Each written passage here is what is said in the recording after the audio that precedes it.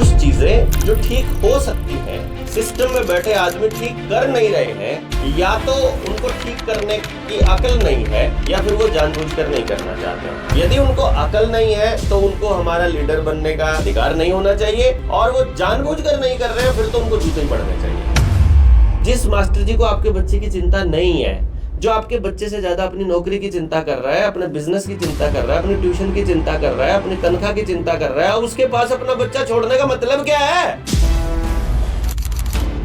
जिस डॉक्टर को कमाई से मतलब है, उसके पास अपना बीमार हुआ आदमी लेकर जाके कटवाने का फायदा क्या है? जिस नेता को आपकी पॉलिसी का मतलब नहीं, उसको पावर देने का मतलब क्या है? जिस पुलिस वाले को न्याय व्यवस्था से कुछ लेना ही नहीं है, उसके पास कंप्लेंट लेकर जाने का, उसको पावर देने का मतलब क्या है? जिस वकील ने सच बोलना ही नहीं है, जिसका धंधा ही झूठ पर बैठा हुआ है, उस न्यायालय में कोई भी अर्जी लगाने का मतलब क्या है?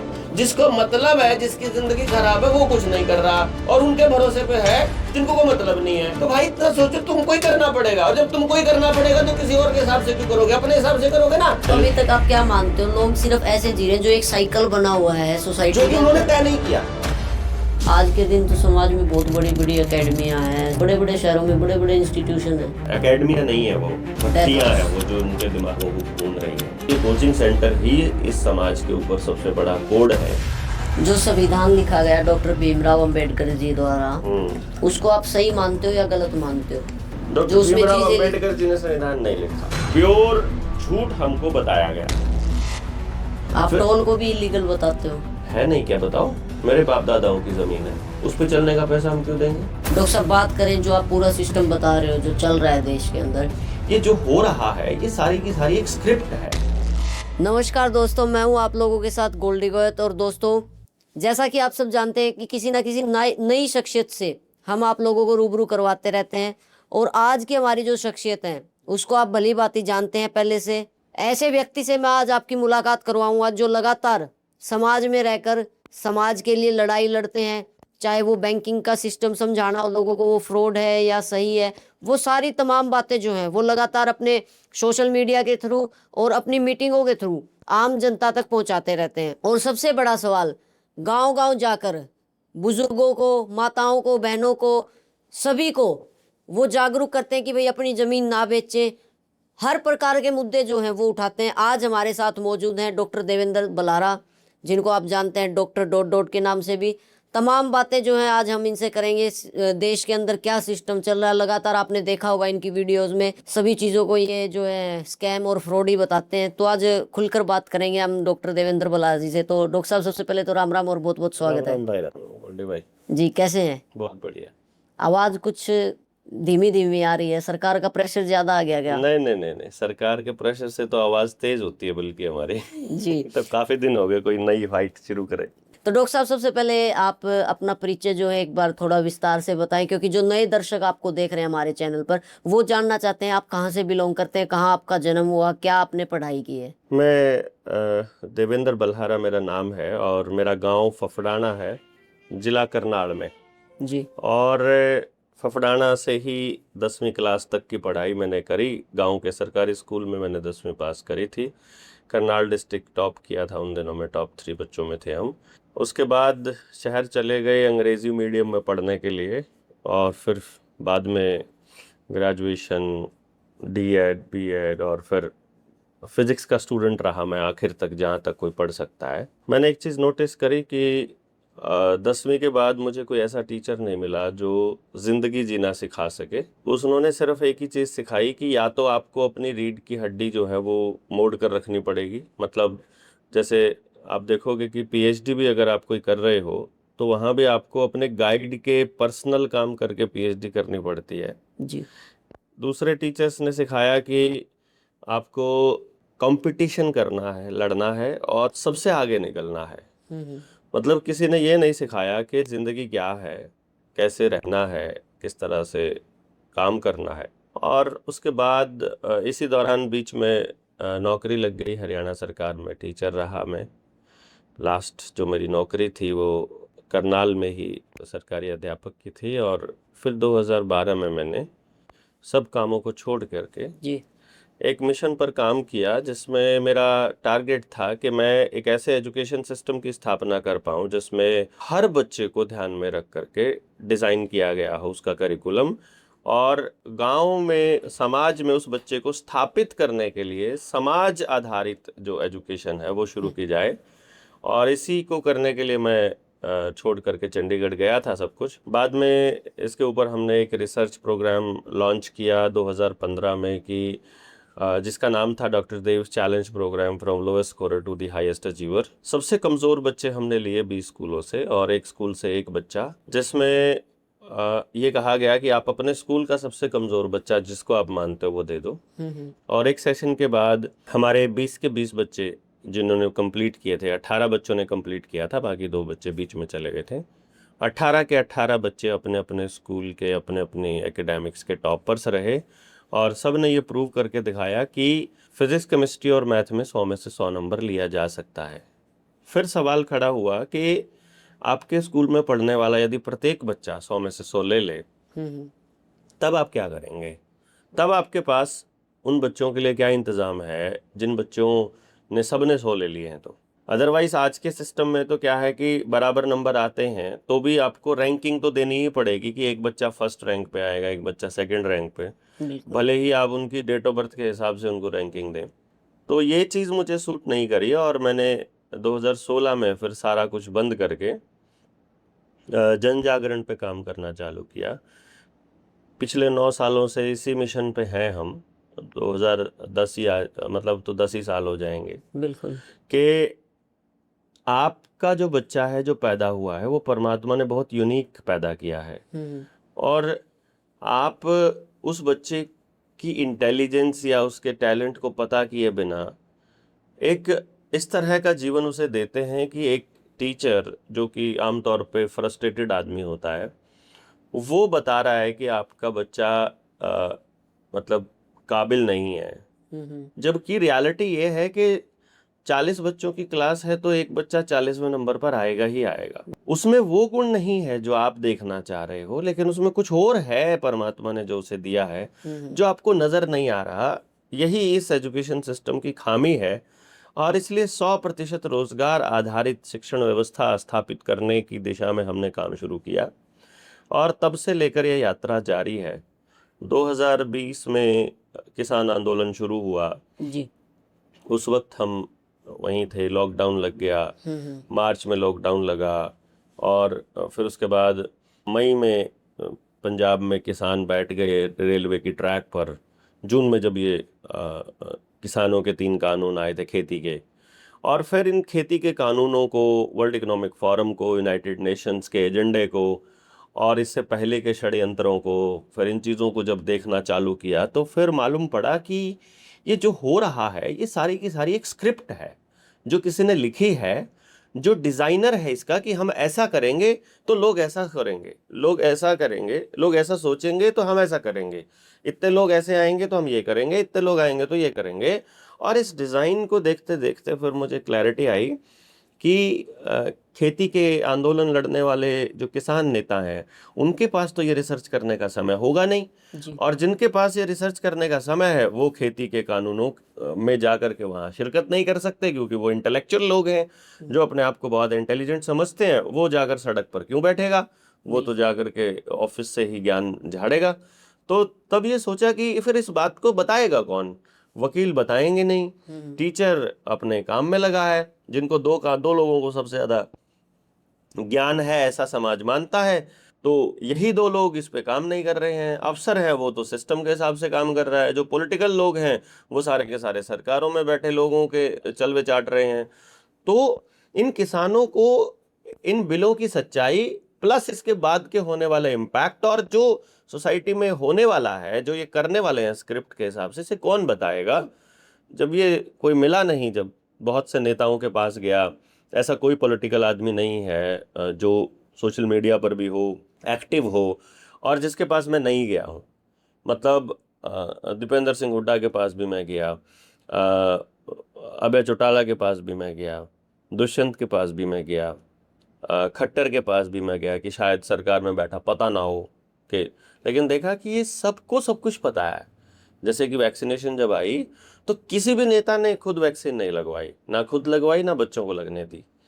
मतलब ये कैसे फंसे, ये हम लोग कैसे फंसे और ये कैसे बच निकलते हैं सब के सब इस गेम से। फोटोज और सर्टिफिकेट के साथ फोटो तो सब डालते थे, सभी नेता डालते थे, आप ऐसे कैसे नहीं, इस आप चीज बताइए को? भूपेंद्र सिंह हुड्डा का कोई फोटो दिखाइए, कोई दीपेंद्र का कोई फोटो दिखाइए, कोई अभय चौटाला का कोई फोटो दिखाइए वैक्सीन लगाने के बाद का, तो आपने अखिलेश ये यादव का दिखाइए। पूरी रिसर्च की कि भाई कौन कौन इस खेल को आगे बढ़ा रहा है? हाँ, मैं इसीलिए तो मैं ये कह रहा हूँ कि जब रिसर्च करके जब मैंने तो 2020 की जो मेरी वीडियो आप देखोगे, लॉकडाउन आने वाला है और इस तरह से जब मैंने 2019 के चुनाव की समीक्षा की थी कि एक कंपनी खुलती है उसमें बिल गेट्स इन्वेस्टमेंट करता है, फिर एक कंपनी अडानी खोलता है फिर उसमें बिल गेट्स इन्वेस्टमेंट करता है, और फिर वो कंपनीज को कोई और कंपनी खरीद लेती है, वो फिर कुछ एप्लीकेशन बनाती है, जब वो एप्लीकेशन बन जाती है, जब उस पर सारा काम हो जाता है तो उसे फिर अडानी खरीद लेता है, फिर उसे बिल गेट्स खरीद लेता है, फिर वर्ल्ड इकोनॉमिक फोरम की ब्लैक रॉक उसके अंदर इन्वेस्टमेंट कर देती है, फिर रॉथस्चाइल्ड उसके अंदर फिर पैसा बहुत ज़्यादा डंप कर देता है लोन के नाम पर,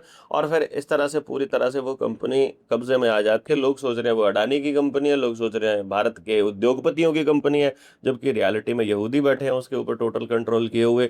तो वो चीज़ जब देखी कि यार ये भारत के चुनाव में, आम चुनाव में, जैसे लोकसभा का चुनाव आप लोग बोलते हैं 2019 के, लगभग लगभग 60,000 करोड़ रुपया ब्लैक मनी के तौर पे फूका गया था। तो अब वो पैसा कहाँ से आया होगा, किन कंपनियों ने दिया होगा, किस कंपनी के शेयर पहले डाउन थे और जिस टाइम पे चुनाव के दौरान खर्च होता है या होना होता है या हो चुका होता है, किस रिजल्ट के हिसाब से देखते ही उनके शेयर ऐसे बढ़ जाते हैं और वो पैसा वहां से निकल करके फिर उनको पे कर दिया जाता है। तो ये रिसर्च करने का समय नहीं था ना किसी के पास में। तो डॉक्टर साहब, मैं एक चीज जानना चाहता हूँ आपको, इस पूरे षड्यंत्र का जो आप बता रहे हैं, पूरा जो ये खेल चल रहा है एक सिस्टमेटिक तरीके से, इसका अंदेशा कब हुआ था? क्योंकि आप भी जो है हमारी तरह नॉर्मल फैमिली से बिलोंग करते हो, मिडिल क्लास फैमिली से, गांव से उठकर आप फिर शहर में गए और फिर आगे बढ़े। तो इस चीज़ का पहली बार अंदेशा कब हुआ कि भाई देश के अंदर ये सब भी चल रहा है? क्योंकि जिस प्रकार की बात आप कर रहे हो, या जो आपका मोर्चा है जनता सरकार मोर्चा, उसमें आप जैसे साथी बहुत कम हैं जिनको इस पूरे खेल का पता है। 140 करोड़ जनसंख्या है, उसमें से सिर्फ अगर मैं बात करूं तो 1400 लोगों को ही इस पूरे खेल का पता होगा, वो भी बहुत ज्यादा बोल दिए होंगे मैंने 1400 भी शायद, पूरा तो नहीं पता होगा, पूरा तो शायद मुझे भी ना पता हो। तो फिर आपको ये अंदेशा कब हुआ कि भाई ये चीजें ऐसे चल रही है देश में? 2011 में मैं 11 से पहले एक दिन अपने इंस्टीट्यूशन में बैठा, अपने स्कूल में बैठा, मैं कुछ देख रहा था कि दिमाग में आया कि ये जो बच्चे स्कूल में आ रहे हैं मेरे पास, मैं टीचर था ना, तो इनका मिड डे मील हम लोग बनाते हैं, और उन दिनों में मेरे ऊपर एक मिड डे मील गबन करने का एक आरोप लगाया गांव के ही किसी आदमी ने, वाल्मीकियों का एक आदमी था, उसने। कहाँ पोस्टिंग थी आपकी उस समय? करनाल के पास कुंजपुरा में, कुंजपुरा ब्लॉक में। सीएम की इंक्वायरी और सिटी मजिस्ट्रेट इंक्वायरी पे आए स्पेशली, और मैंने सारे डॉक्यूमेंट्स को हाथ लगाना बंद कर दिया कि मैं अब ये हाथ नहीं लगाऊंगा, क्योंकि ये पहले भी हो चुका है, बहुत से टीचर्स के ऊपर भी आरोप लग चुके हैं। टीचर मिड डे मील खाने के लिए आता है क्या? तो उन्होंने कहा ये डॉक्यूमेंट पूरे करके दो, तो मैंने कहा मैं अपने हाथ से कुछ भी पूरा नहीं करूंगा, आप इन बच्चों से पूछो, आप इस सिस्टम से पूछो, ये मैडम बैठी हैं, वो हाई स्कूल बैठा है, सबसे पूछो, और जिस हिसाब से यहाँ जो भी खाना बन रहा है, जितनी पेमेंट हो रही है, उसका हिसाब तुम खुद लगाओ, जितने बच्चे जब आए हैं उतना, और उसके बाद पेमेंट जो मुझसे लेनी बनेगी तो मैं दूंगा, और मैं लेनेदार बनूंगा तो तुम दोगे, मैं अब पैसे नहीं निकलवाऊंगा। मैं इंचार्ज था उस टाइम पर। मैंने 1.25 लाख रुपया स्कूल से लेना आया, मतलब मैंने खर्च किया हुआ था एक्स्ट्रा स्कूल के अपनी ऊपर, जेब से? अपनी जेब से, क्योंकि 6 महीने से राशन भी नहीं आया हुआ था, सब कुछ मैं अपनी जेब से ही खर्च कर रहा था। तो उस वक्त फिर सिटी मजिस्ट्रेट ने कहा यार ये तो अजीब काम है। मैं कहा, ये वहीं सरपंच बैठा था गांव का, तो मैंने कहा यार जो आदमी इतना कुछ कर रहा है उसी के ऊपर आप इस तरह के आरोप लगा रहे हो। कल को आने वाले समय में, मैं अभी तो 8 साल की ही सर्विस हुई है मेरी, कभी 50 साल की, 20 साल की या 30 साल की सर्विस हो जाए और फिर अचानक से कोई ऐसा इस टाइप का कोई आरोप लग जाए, तो करे कराए पे पानी फिर जाएगा ये तो इससे तो अच्छा ये है कि मैं ये वाला काम ना करके कुछ ऐसा करूं जो कि कुछ और चल रहा हो। उसी दौरान एक परचेजिंग का ऑर्डर आया डायरेक्टर ऑफिस से, वो ऑर्डर मेरे सामने आया 3.5 लाख रुपए का। मुझसे जब उन्होंने चेक मांगा तो मैंने कहा मैं तो ये नहीं दूंगा, मैं, क्योंकि ये तो मैंने खरीदारी नहीं करी है। बोला ऊपर से ही खरीदारी है। तो मैंने कहा सारे स्कूलों की खरीदारी हुई है? बोला हाँ सबकी हुई है। किसी स्कूल के हेडमास्टर ने कोई खरीदारी नहीं करी है, लेकिन हर स्कूल का 3 से 4 लाख रुपए का बिल डायरेक्टर ने अपने आप किसी से सेटिंग करके बना दिया। जो कुर्सी 250 रुपए की होती थी वो जाली वाली थी, वो कुर्सी 2,500 रुपए की। जो मेज 600 रुपए की थी वो मेज 3-4 हजार रुपए की।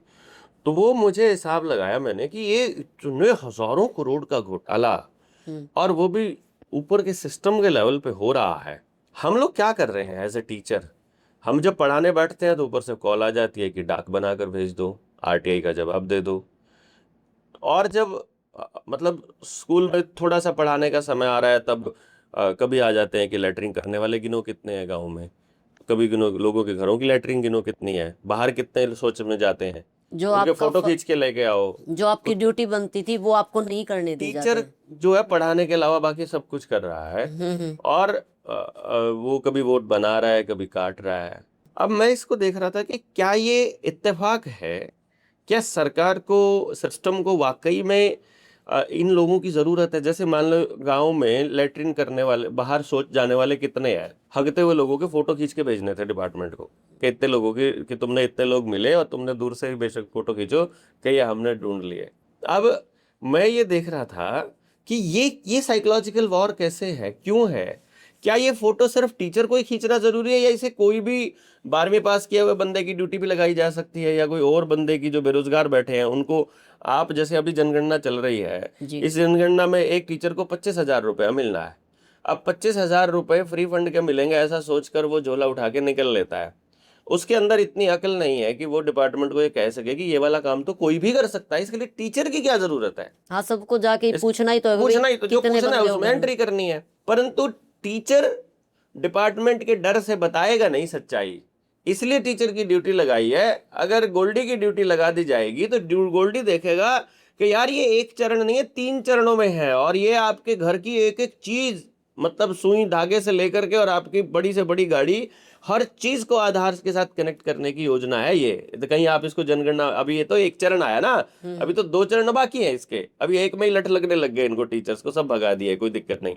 परंतु जो बड़ा सवाल था वो ये था कि जब 2011-12 में मैंने ये सोचना शुरू किया तो मुझे ऐसा लगने लगा कि ये इत्तेफाक नहीं बल्कि एक योजनाबद्ध तरीके से अध्यापकों के हाथों से हर बच्चे को बर्बाद किया जा रहा है, और अध्यापकों का बेसिकली मानसिक स्तर गिराने के लिए उनको इस तरह का जमीर गिरने वाला काम दिया जा रहा है, ताकि वो आदमी जिसका जमीर गिरा हो वो समाज में कभी योगदान नहीं दे पाता, ये मालूम है, और ऐसा एक बड़ा तबका खड़ा किया जा सके।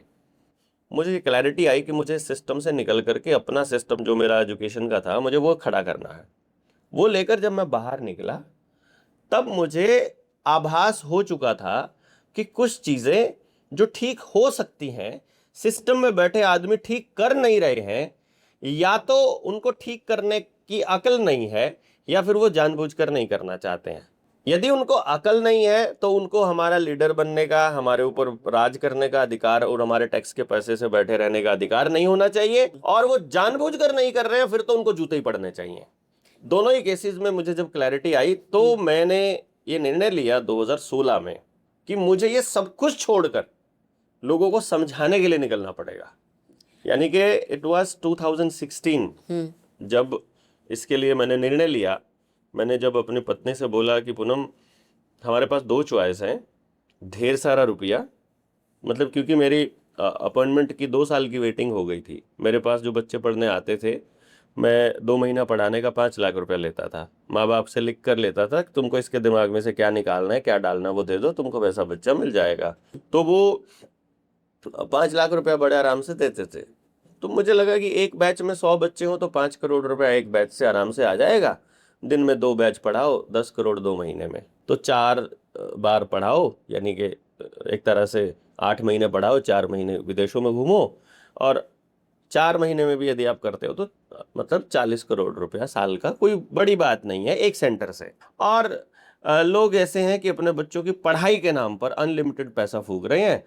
जैसे मेरी 63 फ्रेंचाइजी थी ऑल ओवर इंडिया में, तो मैंने कहा इन सब जगह एक एक सेंटर भी खोल देता हूँ, तो इनके किया हुआ भी, इनकी रॉयल्टी भी इतनी आती रहेगी कि 100 करोड़ का एम्पायर साल का आराम से बिना कुछ किए। क्योंकि इसमें ये तो है नहीं सामान लेकर बेचना है, बोलना है, उसी का पैसा आप लेना है। आप जो काउंसलिंग करते हो उसका कितनी फीस चार्ज करते हो आप? अभी मैं 1.5 लाख रुपया एक बच्चे का लेता हूँ। 1.5 लाख रुपए लेते हो आप? उसे उन बच्चों की काउंसलिंग किस टाइप से करते हो? आप अपने साथ उनको ये बताते हो कि भाई आप हमारे साथ जुड़ो और जो ये खेल चल रहा है उस लड़ाई का आप हिस्सा बनो हमारे साथ? ये जो लड़ाई का हिस्सा है और हमारे साथ जुड़ने वाली प्रोसेस है, इसमें तो ना मैं कोई उनसे पैसा लेता हूँ ना उनको देता हूँ। ये तो हमारा टोटल वॉलंटरी है स्वयंसेवक के रूप में। लेकिन जो काउंसलिंग है वो है कि प्रत्येक बच्चे को परमात्मा ने यूनिक बनाया है, उसमें क्या यूनिकनेस है भाई। जैसे कि कोई बच्चा अपनी जिंदगी में ढूंढ नहीं पा रहा कि मैं क्या करूं, या माँ बाप को नहीं पता चल रहा यार मैं इस बच्चे के लिए ना सब कुछ करने में सक्षम हूं, लेकिन कर ही नहीं पा रहा। और मैक्सिमम बीमारियां जैसे depression, anxiety, blood pressure, BP की जो प्रॉब्लम है, हाई या लो, शुगर और हार्ट अटैक्स, ये इस तरह की बीमारियां मैक्सिमम सिर्फ लाइफस्टाइल की वजह से होती हैं। लाइफस्टाइल डिसऑर्डर हो जाता है जिसको। मैक्सिमम वो लोग जो उनकी बॉडी को चाहिए वो अगर नहीं मिलेगा, जो या उनके फिर- दिमाग को चाहिए वो नहीं मिलेगा, तो जो बॉडी को चाहिए वो भी बॉडी नहीं बनाएगी। या फिर उसको लिमिट से ज्यादा वो चीज मिल जाए तब भी हो सकती है ये चीजें। लिमिट से ज्यादा तो आपको कुछ मिलेगा ही नहीं ना, लिमिट से ज्यादा तो कुछ भी नहीं होता है। मतलब गलत चीजें तो बात अलग हो जाएगी, बट लिमिट से ज्यादा तो एक्सेप्ट ही नहीं करती है बॉडी।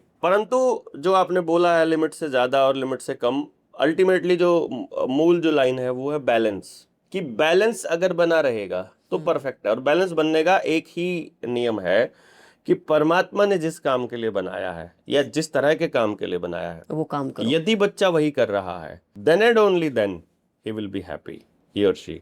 यानी उसके जिंदगी में खुश रहने का एकमात्र तरीका ये है। तो उस बच्चे के लिए माँ बाप को क्या करना चाहिए, उस बच्चे को अपनी जिंदगी में क्या करना चाहिए, या उसको किस तरह का माहौल देना चाहिए, इस चीज की काउंसलिंग रहती है हमारी ये। डॉक्टर साहब, तो जो मैंने बात पूरी कर रहा था मैं, कि जब मैंने पूनम को बोला कि एक तरफ तो बहुत सारा पैसा है, लेकिन बच्चा हो सकता है कि आसपास समाज में नशेड़ी और अपराधी बच्चों से मिलकर वैसा ही बन जाए, या दूसरा तरीका है कि हमारे पास कुछ भी पैसा ना हो और हमारे बच्चे को जिंदगी की डायरेक्शन मिल जाए, तो दोनों में से तुम कौन सा चूज करोगी। देन शी सेड कि ये दूसरे वाला रास्ता ज़्यादा बेटर है। तो मैंने फिर अपना इंस्टीट्यूट, अपनी 63 फ्रेंचाइजी थी, 4 हमारे पास इंक्वायरी आई हुई थी, यानी 67 की 67 फ्रेंचाइजी, उनके पैसे आए हुए थे, सबके पैसे वापस करके, और मैंने सबसे पहले अपना इंस्टीट्यूशन बंद किया और भारत के सारे इंस्टीट्यूशन बंद करने का प्रण लिया कि जब तक ये सारे कोचिंग सेंटर बंद नहीं हो जाएंगे तब तक चैन से बैठेंगे नहीं, क्योंकि ये कोचिंग सेंटर ही इस समाज के ऊपर सबसे बड़ा कोड है जो हम बच्चों को जिंदगी नहीं दे पा रहे, उसका बहुत बड़ा कारण है। और अगर हर बच्चे को रोजगार मिलने की गारंटी हो जाएगी तो इस कोचिंग से पीछा छूट सकता है इन बच्चों का। तब इस मिशन पे हम लोग लगे थे। आज के दिन तो समाज में बहुत बड़ी बड़ी एकेडमियां हैं, सीकर के अंदर है, दिल्ली के अंदर है, मुंबई के अंदर है, बड़े बड़े शहरों में बड़े बड़े इंस्टीट्यूशन है। ये बल्कि मैं रिक्वेस्ट करूंगा आप लोगों से भी गोल्डी भाई, आप लोग जाकर रिसर्च करके आओ थोड़ा सा। मैं कुछ महीने वहाँ रहा था, एक एक हफ्ते के अंतराल पे मैं वहाँ जाता था और 3-3 4-4 दिन रह करके वहाँ के बच्चों की ज़िंदगी को मैं देखा करता था, ऑब्जर्व करता था कि बच्चा सुबह उठते ही क्या करता है, फिर वो क्या कर रहा है, फिर वो क्या कर रहा है, और रात तक वो क्या कर रहा है।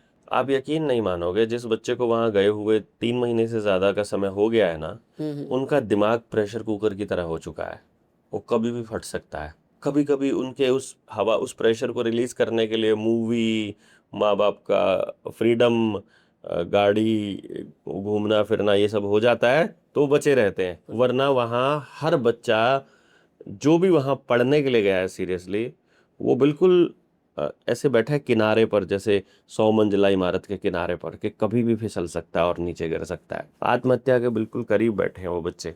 बहुत बुरा हाल है, बहुत ज़्यादा बुरा हाल है। एकेडमिया नहीं है वो मतलब आई डोंट नो वो क्या है, भट्टियाँ हैं वो जो उनके दिमागों को भून रही हैं। अब मतलब आप ये कहना चाहते हैं कि भाई बच्चे को कहीं ना कहीं माइंड में ये थॉट्स जरूर आएंगे बाद में कि भाई देखो घर वालों ने पढ़ने के लिए भेजा, मैं सक्सेस नहीं हो पाया, रिजल्ट नहीं दे पाया मैं जो एक्सपेक्ट कर रहे थे घर और वो वाले। होना नहीं कभी भी। कमाल की बात ये है, वो होना भी नहीं है कभी भी। क्योंकि चक्कर क्या है, मान लो आपका बच्चा है, आपने अपने बच्चे को पढ़ने के लिए भेज दिया। ये मैं आपको बताऊं कि जितने बच्चों ने अपीयर होना है और जितनी सीट है, उसका जो प्रतिशत होगा पास का वो 0.01% से भी कम रहेगा, या बहुत ही ज्यादा सीट हो जाएं तो 0.1%। अर्थात 99.9% बच्चों ने फेल ही होना है, इसकी गारंटी है। डॉक्टर साहब, बात करें जो आप पूरा सिस्टम बता रहे हो जो चल रहा है देश के अंदर, इल्यूमिनाती बोलते हैं उसको। इल्यूमिनाती जो है पूरे वर्ल्ड को कंट्रोल कर रहा है, पूरे वर्ल्ड के ऊपर इल्यूमिनाती का राज है। और अभी न्यू वर्ल्ड ऑर्डर 2030 भी आने वाला है जिसमें कुछ संशोधन होने वाले हैं। तो वो पूरा खेल जो चल रहा है, वो आपको क्या लगता है कि भाई कैसे आप डेड श्योर हो कि भाई जो रोथस्चाइल्ड है या रोथफेलर हैं, जो ये 13 परिवारों का जो एक ये पूरा स्ट्रक्चर है, पूरा एक पेड़ जो उनका नीचे के नीचे चल रहा है, उसका खेल असल में आम जनता को या हम जैसे लोगों को कब समझ में आएगा? कोई बड़ा नुकसान होने की देर है या फिर लोग धीरे धीरे समझ रहे हैं? आप जनता से मिलते हो लगातार। देखो गोल्डी भाई, ये जो लड़ाई है ना, ये जो स्थिति है, ये पूरी तरह से आध्यात्मिक लड़ाई है। ये कोई पॉलिटिकल या सोशल लड़ाई नहीं है। उन लोगों ने आपके ऊपर जो वॉर दोनों थोप रखा है, that is a psychological war. और साइकोलॉजिकल वॉर का मतलब है वो आपके दिमाग पे सबसे पहले अटैक करते हैं। और दिमाग ही वो मशीन है, दिमाग ही वो यंत्र है जो उस परमात्मा से जुड़ने के लिए आपको तैयार करता है। यानी कि आपका जो कनेक्शन का एंटीना है वो ये पाइनियल ग्लैंड है।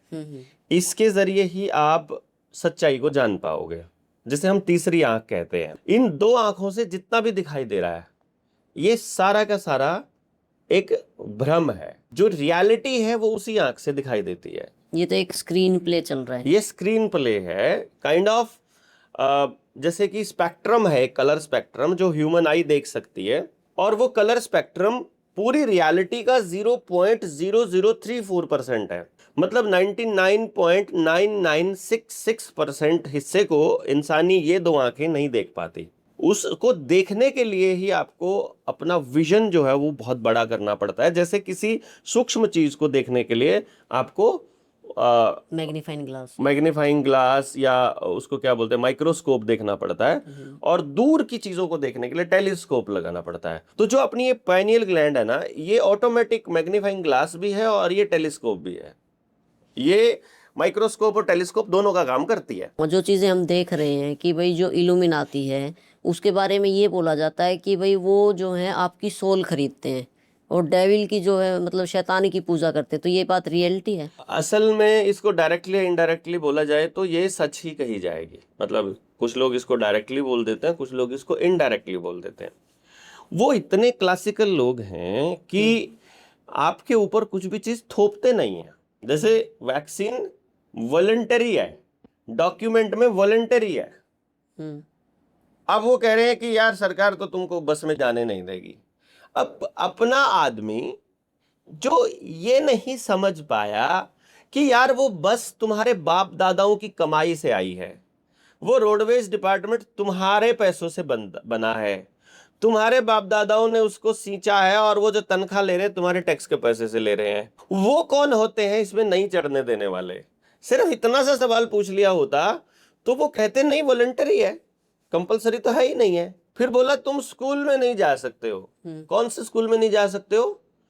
कि तुम प्राइवेट स्कूल में नहीं जा सकते हो। तो हरामी जितने आज तक का पैसा दिया सारा वापस कर। तुमने कभी जिस वक्त एडमिशन लिया था तब ये तय नहीं किया था कि तुम जब किसी दिन वैक्सीन नहीं लगेगी तो तुम्हें मैं एंटर करने नहीं दूंगा। क्या मतलब है इसका कि तुम एंटर नहीं करने दोगे? और सरकारी स्कूल में अगर बच्चा पढ़ रहा है तो वो आपके गांव का स्कूल है, आपके बाप दादाओं की जमीन में आपके पैसे से बना हुआ है, आपके टैक्स के पैसे से मास्टर तनख्वाह लेता है। वो कौन होता है आपको वहां एंट्री बैन करने वाला? तो आप क्या मानते हैं जो ये चीजें चल रही हैं, ये आजकल जो लोग ज्यादा पढ़े लिखे हो गए हैं इसलिए उनके ऊपर ज्यादा मात्रा में थोपी जा रही है? पिछले समय में जो हमारे बड़े बूढ़े होते थे, बाप दादा होते थे, जो हमारी पीढ़ी दर पीढ़ी चलती आ रही थी, उसमें लोग अनपढ़ होते थे, उनके ऊपर ये चीजें नहीं थोपी गई? जब माँ बाप किसी बच्चे को बताएंगे और कोई और व्यक्ति किसी इंसान को बताएगा ऐसे करना होता है। जैसे मान लो एक बंदा आए, एंटर करे, हम 10 लोग यहाँ बैठे हों और एक बंदा एंटर करे, एंटर करते ही ये बंदा खड़ा हो जाए, उनसे हाथ मिलाए, फिर अगले बंदे के बाद अगला भी खड़ा हो जाए, वो भी हाथ मिलाए, तो वो सब फिर वो जो 8वें नंबर पे बंदा खड़ा है वो जानता भी नहीं उसको धक्के याद और वो मतलब जबरदस्ती खड़ा होगा और उससे वैसे ही हाथ मिलाएगा जैसे साथ ने मिलाया था। चाहे वो साथ तो स्कीम बना के आए हो कि आप ऐसा करेंगे, और वहां जाके मान लो उसने हाथ पीछे खींच लिया, तो आपको बेइज्जती फील हो जाएगी, जबकि आपको मिलाना, आप जानते भी नहीं थे और आपको मिलाना भी नहीं था। आप तो इसलिए खड़े हुए थे कि बाकी साथ खड़े हुए थे। मतलब भेड़ ये चाल, है, भेड़ चाल। ये जो प्रोग्रामिंग है, इसको प्रोग्रामिंग बोलेंगे, इट्स नॉट भेड़ चाल। ये प्रोग्रामिंग है कि आपको प्रोग्राम किया गया है कि बेटा जैसे बाकी सब करे ना, तुमको वैसा करना है। बेटा जैसे पूरी दुनिया चल रही है ना, वैसे चलना है। बेटा वैसे करना है। Good boy, bad boy, no no, छी छी, ऐसे नहीं करते, ये नहीं करना ना बेटा, ऐसे करते हैं, ऐसे नहाते हैं, ऐसे बैठते हैं, ऐसे खाते हैं, ऐसे पहनते हैं, ये वाले कपड़े गंदे हैं, ये वाले अच्छे हैं, ये मेरा बेटा अच्छा है, ये बाल अच्छे हैं, ये बाल खराब है, ये रंग अच्छा है, ये रंग खराब है, इस तरह की गाड़ी अच्छी है, इस तरह की गाड़ी खराब है, इस तरह का आदमी अच्छा है, इस तरह का खराब है। जब हम ये डिफाइन करते हैं कि कौन सी चीज अच्छी और कौन सी बेटर है, तो फिर यहाँ पर एक डिजाइन बनता है कि हम क्या करेंगे, ये कोई और बता रहा होता है। और जो ह्यूमन साइकोलॉजी है, इसको जब हम पढ़ते हैं, भारत की साइकोलॉजी में, भारत की जो परवरिश है उसमें ये इस तरह का माहौल है। भारत की क्या, ये तो दुनिया की ही है। 95% जो डिसीजंस है, 95% हमारे, वो किसी और द्वारा संचालित है, सबकॉन्शियस माइंड से, जो हमें पता भी नहीं है। यानी हम कौन सी गाड़ी लेंगे, ये कोई और तय कर रहा है एक्चुअली। बिल्कुल कर रहा है। हम कौन सी बाइक लेंगे, कैसे कपड़े पहनेंगे, कौन सा फोन बच्चे को लेंगे, क्या करवाना क्या है। करवाना है, कौन से स्कूल में, कॉलेज में भेजना है, कैसा घर बनाना है, कौन से शहर में रहना है, किस तरह से आपको अपना लाइफस्टाइल बनाना है, किस तरह का खाना खाना है, कहाँ घूमने जाना है, किस तरह स्टेटस लगाने हैं, क्या करना है, ये सब कुछ हम लोग तय कर रहे हैं किसी और के हिसाब से, या हमसे कोई और करवा रहा है। और उसको डिकोड कर लिया उन्होंने देखा कि ये क्लिक करा, इंसान ऐसे सोचता है। अच्छा, सिगमंड फ्रॉयड को लगाया कब उन्होंने इस काम पे। इवन फ्लैक्सनर कमीशन ने जब WHO बनाया, तो पहले पूरी दुनिया के हेल्थ सिस्टम को पढ़ा। उन्होंने देखा यार इंडिया में तो ऐसा सिस्टम है, वहाँ तो कोई बीमार ही नहीं पड़ता है। कि क्यों नहीं बीमार पड़ता है, कि वहाँ का तो जो लाइफस्टाइल है, सुबह उठने का, सोने का और खाने पीने का, वो पूरा बॉडी के हिसाब से है और मौसम ऋतुचर्या के हिसाब से। तो ये खराब कर दो, बात खत्म। अभी पीछे कृत्रिम बारिश का भी मुद्दा काफी चला था, केमट्रेल से जो बारिश हो रही थी। वो तो केमिकल तो डालना, ये तो बिल्कुल आखिरी बात आ गई। ये तो आ गई कि आपकी फसलें खराब करनी है, आपको इकोनॉमिकली खराब करना है। यहाँ जो बात हमारी चल रही है, वो साइकोलॉजिकल वॉर की चल रही है। कि उन्होंने ये देखा कि इन लोगों को मतलब जंजीरों से बांध कर नहीं रखा जा सकता, तलवारों से डराए नहीं जा सकते। युद्ध करके देख लिए हमारे पुरखों के साथ, ये लोग वैसे तो मानने वाले हैं नहीं। ऊपर से एक एक आदमी इतने इतने पैदा कर देता है, तो इनके पास आदमियों की भी कमी नहीं है। तो पहले तो इनके ऊपर अंकुश लगाया जाए कि ये पैदा ना कर पाए, तो इनका बीज नाश करो सबसे पहले। फिर ये अपने आप से कुछ भी उगा ना पाए, सेल्फ डिपेंडेंट ना हो, तो इनके खेत का बीज नाश करो। फिर ये दूध वगैरह खराब करने के लिए इनके डंगरों को भी, अब IVF से ही पैदा होता है डंगर भी हमारा, जैसे बच्चे पैदा हो रहे हैं ना IVF से, ऐसे आर्टिफिशियल इंसेमिनेशन से पैदा हो रहे हैं। तो पहले बीज के ऊपर कंट्रोल करो, खेत का, डंगरों का और आदमी का। फिर दूसरे नंबर पे उन्होंने कहा कि अब इनके पानी पे कंट्रोल करो। तो पानी पे तो कंट्रोल होगा नहीं, पानी की तो कोई कमी है ही नहीं, हिमालय से पिघल के इतने नदियों से आता है कि नदियों के आसपास फैक्ट्रियां खोल दो, फैक्ट्रियों का सारा गंदा पानी उसमें डाल दो, इसमें क्या, पानी खराब तो सब खराब। उसके बाद उन्होंने कहा कि नहीं, फिर ये ट्यूबवेल से नीचे से निकाल लेंगे। तो ठीक है, फिर वहीं पे 10 गांवों के अंदर एक डंपिंग यार्ड या फैक्ट्री, शुगर मिल या पावर हाउस बनाओ, और इथेनॉल प्लांट की जैसी कोई चीज बनाओ, और वहां जितना गंद निकलता है वो सारा रिवर्स बोरिंग करके नीचे अंडरग्राउंड पानी को खराब कर दो। अब नीचे का पानी भी खराब और नदी का पानी भी खराब, तो अब आपके पास कोई बचा नहीं पानी। अब पानी कंट्रोल हो गया, बीज कंट्रोल हो गया, अब आपका इंसान कंट्रोल करना है। इंसान कंट्रोल करने के लिए इसकी मूवमेंट कंट्रोल करो। मूवमेंट कैसे कंट्रोल करेंगे? अब ये तो ग्रुप में रहता है, गांव में रहता है, गांव का तो सिस्टम ऐसा है, पंचायती सिस्टम है, ये तो आपस में सारे मसले गांव में निपटा लेते हैं। कोई झगड़ा अगर मसले गांव में निपटा लेते हैं तो ये तो गड़बड़ हो जाएगी। तो इनका पहले भाईचारा तोड़ना पड़ेगा, भाईचारा तोड़ो, परिवार तोड़ना पड़ेगा, क्योंकि इस भारत की जो सबसे मजबूत इकाई है वो परिवार है। परिवार तोड़ दो, सब टूट जाएगा। परिवार तोड़ने के लिए 2-3 चीजें हैं, एक पैसा और एक साइकोलॉजिकल वॉर। तो पहले इन्होंने ऐसे नाटक चलाए जिसमें औरतों का संघर्ष दिखाया गया, जिसमें सास ननंद और बहू के झगड़े दिखाए गए, जिसमें ऐसा दिखाया गया कि जो सास और ननंद है वो तो डायन है और वो बहू को सिर्फ षड्यंत्र रचने का ही काम करती हैं। तो जो बेटी है जब वो शादी के से पहले अपने पिता को बोल रही है, देखो पापा, लड़का देखो तो शहर में देखना, ज्वाइंट फैमिली तो बिल्कुल मत देखना, इकलौता हो तो बहुत बढ़िया है, अपना अपना घर हो, टेंशन खत्म। अब सब ने ऐसे बच्चे देखने चालू कर दिए तो सब बच्चे पैसे, कोठी, शहर की तरफ दौड़ना चालू कर दिए, इकलौते होने चालू हो गए कि ज्वाइंट फैमिली में कोई लड़की आना ही नहीं चाह रही है क्योंकि फिल्में ऐसा बता रही हैं। उधर से वो वॉर चला दिया, इधर से गांव के अंदर SC ST एक्ट ले आए कि ताकि जो तबका मतलब एक तबके के अंदर जहर भर दिया गया कि इन लोगों ने तुम्हारे पुरखों के ऊपर बहुत अत्याचार किया तो अब तुम बदला लो इनसे, झूठे सच्चे जैसे मर्जी मुकदमे, झगड़ा हो रहा है किसी और चीज का, लगा दो SC ST एक्ट, जैसे अभी रवि आजाद के ऊपर चल रहा है पोक्सो, अभी SC ST पे चला हुआ। रवि आजाद को 5 महीने हो गए, हाँ। वो भी समाज की लड़ाई लड़ते थे, लेकिन उनके साथ आज कोई भी नहीं खड़ा। क्या कमी क्यों नहीं मानते हो? खड़ा? हम खड़े हैं, बताइए कहाँ खड़ा है, कहाँ गर्दन कटानी, कहाँ हाथ कटाना है, कहाँ क्या करना है। हम 4 लोगों से क्या होगा? भाई हम 4 लोगों से, देखो कोई भी नहीं खड़ा के जवाब दिया है मैंने कि आप नहीं खड़े हैं, ये नहीं खड़े हैं, जितने लोग खड़े हैं ये तो खड़े हैं ना, जो खड़े हैं उसको हम ये नहीं कह सकते कोई नहीं खड़ा। हाँ, समाज में उन लोगों की जागरूकता की कमी है क्योंकि मीडिया तो भ्रम फैलाने का काम करता ही है। हम लोगों ने सच्चाई कब बताई? हम लोग कब गए सोसाइटी के अंदर बात करने? हम कब इन मसलों को, रवि आजाद का मसला तो एक लास्ट फेज में आया, जब पहले दिन ये मसला उठा था, किसी के ऊपर गलत आरोप लगा था SC ST एक्ट का, तब कहाँ समाज बोला था? तब लगा था शायद ऐसा किया होगा, जैसे सास बहू के मामले में लड़की को ज्यादा पावर दे दी, कानून के तहत दहेज वाला कानून बना दिया। दहेज वाले कानून के अंदर हुआ क्या कि लड़ाई है सिर्फ हस्बैंड वाइफ की, शादी को 7 साल हुए नहीं है, तो वकील के पास वो केस करने जाती है कि मेरा पति मेरे ऊपर अत्याचार करता है, तो वकील बोलता है इनको तो सबको सीधा कर देंगे, सास का भी नाम लिखवाओ, ससुर का भी लिखवाओ, जेठ का भी लिखवाओ, सबको डालो अंदर।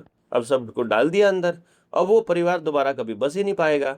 अब इधर से परिवार का स्ट्रक्चर टूट गया, इधर से समाज का स्ट्रक्चर टूट गया, फिर पढ़ने के लिए आपको बाहर जाना है क्योंकि गांव में आपको सुविधा देंगे नहीं। जब बच्चा अपने गांव में है, जैसे आपने एक केस सुना होगा मसूदपुर का, आशीष अपना ADR लाइव वाला, उसके गांव में पुलिस वालों के साथ उसका झगड़ा हो गया, नाका लगा तो के गांव वाले इकट्ठे हो गए। अगर यही आशीष अगर कहीं ऐसी जगह होता जहां इसके गांव वाले नहीं पहुंच सकते थे, मुंबई होता या अपने गुजरात आसपास ही होता, किसी शहर के हाँ, नजदीक और होता। उसने समाज नहीं कमाया होता, गांव उसके साथ ना होता, तो पुलिस वाले पकड़ के उसकी पूरा दिन ठुकाई करते बढ़िया तरीके से और इलाज बांध के बाद वापस भेज देते। मतलब आदमी जब अकेला होता है तब वो कमजोर होता है। तो इन्होंने हर व्यक्ति को अकेला करने के लिए, सबको पढ़ने के लिए भी बाहर, फिर नौकरी के लिए भी। देखो आप यहाँ जितने टोल टैक्स है सब बाहर का आदमी आया हुआ है, वो यूपी का, बिहार का, झारखंड का, MP का कहीं, ठीक है, MP का, यानी राजस्थान का, यानी यहाँ का आदमी यहाँ काम करने के लिए काबिल नहीं है। यार टोल पे बटन ही तो दबाना है, लेकिन वहां से क्यों लाना पड़ रहा है आपको? क्योंकि वहां से आया हुआ आदमी बहुत कमजोर होगा। आप टोल को भी इलीगल बताते हो? है नहीं क्या? बताओ, मेरे बाप दादाओं की जमीन है, उस पे चलने का पैसा हम क्यों देंगे? आपकी बात सही है, हम उस पे चलने का पैसा क्यों दे?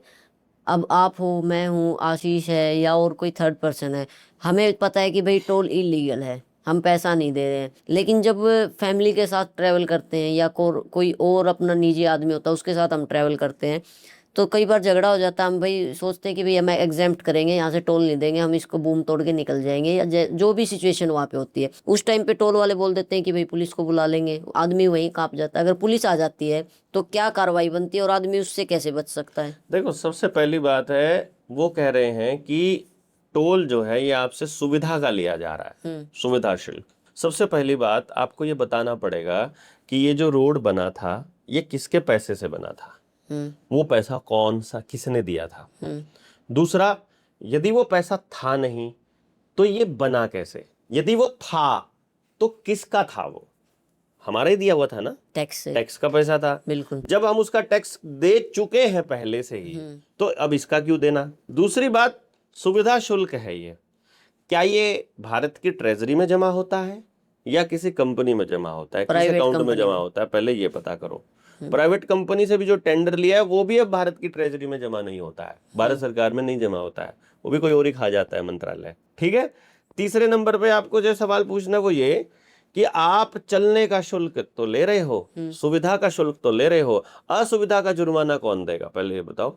भाई सड़क पे चल रहे हो, रास्ता सही है, उसका पैसा ले रहे हो ना आप। अगर रास्ता खराब है तो उसका जुर्माना कौन भरेगा? जब तक इसका डिफिनेशन ना मिल जाएगा तब तक हम कैसे देंगे? वो तो सीधा एक बात बोल देते हैं कि भाई NHAI पे 1033 पे कॉल करो, या NHI क्या है? कोई सरकारी एजेंसी नहीं है। प्राइवेट है। तो प्राइवेट एजेंसी को हम, सरकार कॉल करेगी उसको, जो जनता है वो कॉल करेगी डॉक्टर साहब NHI एक को। चीज और है, हम जैसे जो लोग हैं वो अथॉरिटी ऑफ इंडिया या गवर्नमेंट ऑफ इंडिया देख के कहीं भी डर जाता है कि भाई ये सरकारी होगा, सरकारी समझ की एजेंसी कमी है। है, समझ की कमी है ना। तो फिर आप क्या मानते हो कि भाई लोगों को कैसे जागरूक करोगे आप? बात करनी पड़ेगी। जैसे आप चौपाल में जाएंगे, आप हम गाँव, बात करते हैं तो लोग बोलते हैं तो कुछ भी बक रहा है। वो आदमी बोलेगा ना जिसको पता नहीं है, वो तो बोलेगा ही। जैसे आपको किसी चीज का पता है और किसी व्यक्ति ने उसका नाम भी नहीं सुना हुआ। फॉर एग्जाम्पल, मैं अगर बचपन में अपने दादाजी को बोल देता, कभी मान लो मैं 90 के दशक में बोल देता कि दादा आने वाले समय में ना ऐसा इंस्ट्रूमेंट आएगा कि दूर बैठा आदमी को हम अपने फोन, मतलब ऐसे हाथ में लेके, और ऐसे एक जूता सा आएगा उसमें देख पाएंगे। तो मेरे दादा बोलते उसमें घुसा कैसे वो, उसमें से देखेगा कैसे उसको, और इतनी दूर बिना तार के कैसे जुड़ेगा कैसे? तो दादा कभी इस बात को मानने के तैयार नहीं होते कि आने वाले समय में किसी व्यक्ति से दूर बैठे बात हो सकती है। जिसने उस टेक्नोलॉजी को देखा नहीं, जिसने उसको यूज नहीं किया, वो व्यक्ति तो ऐसा ही सोचेगा कि जो ये बोल रहा है ना ये बकवास है। तो जब कोई व्यक्ति आपकी बात को बकवास बोलता है और आपको पता है कि वो ठीक है, तो इसका अर्थ ये समझिए कि इसको अभी ज्ञान नहीं है।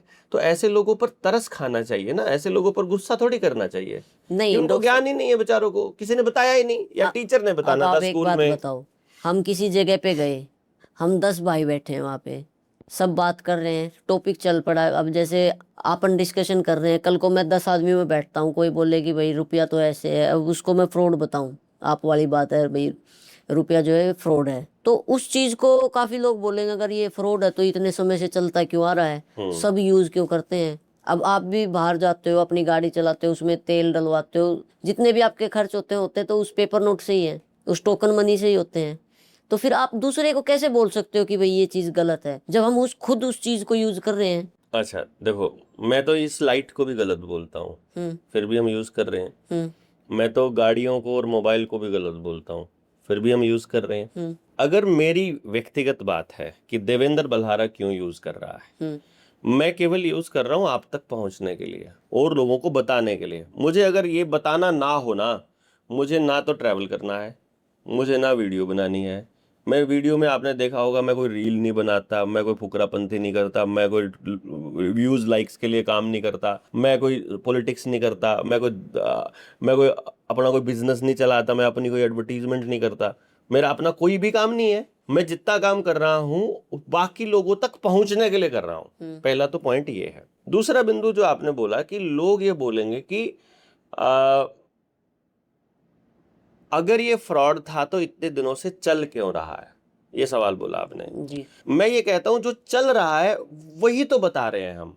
आप नहीं समझ रहे हो, आप सोच रहे हो कि जो जेब में आज आपके पास है, जैसे कि मान लो फॉर एग्जांपल मैं बात करूं, आज आपके पास ये 500 का नोट है, तो क्या यही 500 का नोट चल रहा था क्या? नहीं, इससे पहले 500 का नोट किसी और टाइप का था, बिल्कुल। उससे पहले 500 का नोट किसी और टाइप का था। मैं जो ये कह रहा हूं कि ये 50 का नोट है, अगर 50 रुपए का, तो इससे पहले 50 रुपए का नोट कुछ और होता था। गुलाबी रंग का पहले 50 का नोट जब तक नहीं आया था तब तक 10 रुपए का नोट चलता था, तो वो जो 10 रुपए का नोट था वो कुछ और होता था। मैं सिर्फ इतना ही बता रहा हूं कि ये बदले में मिला था उस पुराने वाले नोट के, वो बदले में मिला था उससे पहले वाले नोट के, वो बदले में मिला था उससे पहले वाले नोट के। नोटबंदी हुई तभी तो बदला गया ना, पहले वाला नोट ले लिया, नया दिया, और जो लास्ट जो बदला गया था वो सोने के बदले। मैं आपको ये कर, वो सोना कहाँ है? या मेरे दादा ने जो सोना कमाकर RBI को दिया था उसके बदले 10 का नोट मिला था और कहा था कि तुम ये 10 रुपए का नोट कभी भी, तुम्हें 10 रुपए का नोट देकर अपना सोना कभी भी ले लेना। दादा ने यकीन किया कि ठीक है दे देंगे ये। अब जब वो 10 रुपया का नोट बदल के नया दे दिया, तो वो जो दादा का दिया हुआ सोना है वो तो उस नए नोट के बदले भी मिलना चाहिए ना। जो 1 रुपए का नोट होता था, हाँ। जिसपे गवर्नमेंट ऑफ इंडिया लिखा होता था, तो वो क्या अपने अभी भी है असली वो। करेंसी नोट है? नहीं, हाँ इसमें दो तरह के नोट होते हैं। एक होता है करेंसी नोट, एक होता है बैंक नोट। लेकिन दोनों नोट है, दोनों करेंसी नहीं है, टोकन है। नोट है। नोट मतलब पर्ची यानी वादा। जो रुपया है वो भारत की करेंसी है और रुपया माने गोल्ड। बस सीधा सी बात है। जब किसी देश की इकोनॉमी डूब जाती है तो उस इकोनॉमी को चलाने के लिए आपको जो जरूरत पड़ती है वो सिर्फ सोने की पड़ती है। वो बोलेंगे कि हम आपके रुपए के नोट लेते नहीं है, हम तो सिर्फ आपसे वो लेंगे, सोना लेंगे, क्योंकि सोना ही असली करेंसी है। जैसे मैम हमारी ये किताब है रुपया मूल्य का मापक या शोषण का साधन। इस किताब का पेज नंबर 316 पे हमने ये डाला हुआ है हेडिंग, क्या है ये, वेनेजुएला 10 लाख का नोट जारी करने वाला पहला देश। अब आप सर्च करना, गूगल पे सर्च करो, 10 लाख रुपए का नोट आ गया। 10 लाख रुपए में कितना सामान आता होगा सोच कर देखो आप। एक गाड़ी आ जाएगी। एक गाड़ी आ जाएगी। आधा किलो चावल आता था 10 लाख रुपए में, आधा किलो चावल। तो आपके 100 रुपए में आजकल क्या है कि 2-4 चिप्स के पैकेट आ जाते हैं, ठीक है। लेकिन ये आज से कुछ टाइम पहले 5 आते थे, उससे पहले और ज्यादा आते थे। उससे पहले सोना आता था। कितना सोना? 15 रुपए में 1 तोला सोना। 15 रुपए तोला? 15 रुपए तोला नहीं, 15 रुपए का मतलब ही 1 तोला सोना। पहले आरबीआई 1 तोला सोना रखेगी और फिर जारी करेगी। इसीलिए ये किताब जारी करी हमने, इसीलिए ये किताब पूरा का पूरा, इसमें घनश्याम वर्मा जी ने पूरी रिसर्च करके डाला हुआ है। और इसके अंदर खुद वित्त मंत्रालय ने ये कहा कि हमारे पास लीगल मनी का कोई डॉक्यूमेंट अवेलेबल नहीं है। मतलब भारत में वैध रुपया कोई है तो वो सोना है, ऐसा हमें नहीं पता है, वित्त मंत्रालय कह रहा है। जबकि कानून ये कहता है कि सोने रुपए में मौजूद सोने की मात्रा ही असल रुपया है। जो संविधान लिखा गया डॉक्टर भीमराव अंबेडकर जी द्वारा, उसको आप सही मानते हो या गलत मानते हो? डॉक्टर भीमराव अंबेडकर जी ने संविधान नहीं लिखा, ये हमें गलत बताया गया है, ये हमको गलत इंफॉर्मेशन दी गई है, गलत जानकारियां दी गई हैं, प्योर झूठ हमको बताया गया है। उसका कारण क्या है कि डॉक्टर भीमराव अंबेडकर जो थे वो उस संविधान निर्माण की उस समिति के अध्यक्ष थे, और वो जो संविधान था वो गवर्नमेंट ऑफ इंडिया एक्ट 1935 को ही मॉडिफाई करके बनाया गया था। भाई उसमें से जो तुमको घटाना है बढ़ाना है देख लो तुम अपने हिसाब से, लेकिन मूल में ये चीज रहेगी, मूल में वही है। तो गवर्नमेंट ऑफ इंडिया एक्ट 1935 जो है वो इंग्लैंड की पार्लियामेंट से पास होकर आया था, और भारत के ऊपर, भारत में नई जो व्यवस्था बनेगी वो इसी के हिसाब से बनेगी, ये कहते हुए आया था। और उसी के हिसाब से हम लोग आज तक चल रहे हैं। अब ये कितना सही है कितना गलत है मैं तो नहीं जानता, लेकिन डॉक्टर भीमराव अंबेडकर ने गांव-गांव जाकर लोगों से सलाह नहीं ली थी। मेरे परिवार में, मेरे गांव में आज तक कोई ऐसा व्यक्ति मुझे नहीं मिला जिसने कभी बताया हो कि भाई 1947 से पहले कोई टीम उनके पास गांव में आकर उनसे सलाह लेके गई थी कि हम आने वाले समय में ऐसा राज लेकर आना चाहते हो, तुम उसके लिए राजी होगे नहीं हो कि तुम पर कोई दूर बैठा राज करेगा। जब भारत देश पर अंग्रेजों का कब्जा था? नहीं था, कभी भी नहीं था। तो जो ईस्ट इंडिया कंपनी आई थी और जो ब्रिटिश यहाँ आए थे वो सिर्फ व्यापार करने आए थे, और व्यापार ही करने आए थे, और आज भी वो व्यापार कर रहे हैं, वैसा ही कर रहे हैं जैसे तब कर रहे थे। बस वो फर्क इतना है वो उस समय यहाँ बैठ के कर रहे थे, अब बाहर वो वहाँ बैठ के कर रहे हैं। बिल्कुल, भारत ना कभी गुलाम था ना कभी आजाद हुआ।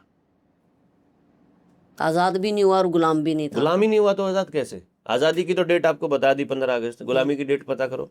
कोई बताता ही नहीं ना। किसी से पूछो, नेता से, किसी पार्लियामेंट वाले से, मेंबर से पूछो गुलामी की डेट बताओ, दस्तावेज बताओ, किसके हिसाब से। अरे जब इतनी सारी रियासतें थी, इतनी रियासतों को इकट्ठा करके एक भारत देश बना था, तो भारत देश को गुलाम होने की जो वो थी वो किसने दी थी अथॉरिटी?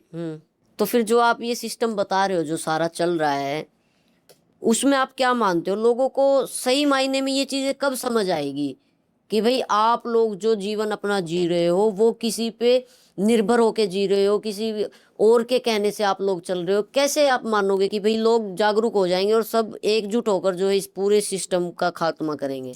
देखो, सबसे पहली बात, अगर आप ये कहते हो कि कैसे समझ आएंगे वो बताता हूँ। ह्यूमन साइकोलॉजी है, समझ में आती है जब उसका दिमाग शांत होता है। चीजें समझने के लिए तैयार होता है। पहले तो आदमी, मान लो मैं आपको कहूँ गोल्डी तेरे को एक बहुत जरूरी बात बतानी है, गोल्डी बोले भाई मैं लेट हो रहा हूँ दफ्तर के लिए, मैं नहीं तेरी बात नहीं सुन सकता, आने के बाद देखूंगा। आते ही किसी ने बता दिया बुलेट देने के लिए कहीं जाना पड़ेगा, फिर आते ही भी नहीं सुन सकता, फिर वो सुन ही नहीं सकता। जब तक वो फाइट एंड फ्लाइट के मोड में रहेगा, जब तक वो सर्वाइवल मोड में रहेगा कि गुजारा ही मुश्किल से चल रहा है यार, ईएमआई भी देनी है, ये भी जुगाड़ करना है, ये भी करना है, ये भी करना है, ये भी करना है, ये भी करना है, इतने सारी लिस्टिंग है, तब तक उसको बात समझ में नहीं आएगी। पहली बात तो इस लूप को तोड़ना पड़ेगा कि एक बार बैठकर सोचो तो, पैदा इसीलिए हुए हो कि किसी और को कमा कमा के देना है? क्या इसीलिए पैदा हुए हो कि बच्चों को किसी और की गुलामी के लिए पैदा करना है? क्या यही जिंदगी का मकसद है? क्या इंसानी जीवन का यही मकसद होता है? जिसको तुम तरक्की कह रहे हो, क्या ये वाकई तरक्की है? ये क्या है? पहले एक बार बैठकर सोचो तो सही, इतना तो कम से कम उनको एक बार मतलब पहले, अभी तक आप क्या मानते हो, लोग सिर्फ ऐसे जी रहे हैं जो एक साइकिल बना हुआ है सोसाइटी जो के कि उन्होंने अंदर, तय नहीं किया, वो उसी कह रहे में घूम करना रहे हैं। पड़ेगा। बच्चे को कहते बेटा पढ़ना तो पड़ेगा, वो कह रहा है कि मेरे को ये टीचर अच्छा समझ में नहीं आता है, वो कह रहे नहीं बेटा इसी से पढ़ना पड़ेगा। तो फिर उसके पीछे का लॉजिक क्यों नहीं समझते लोग? इसलिए नहीं समझते क्योंकि बताने वाले नहीं है ना भाई। मान लो अब मैं हम- बता रहा हूँ, देखो मैं आपको बताता हूँ, मान लो मैं बता रहा हूँ, मैंने अपना जीवन खपा दिया बताने में।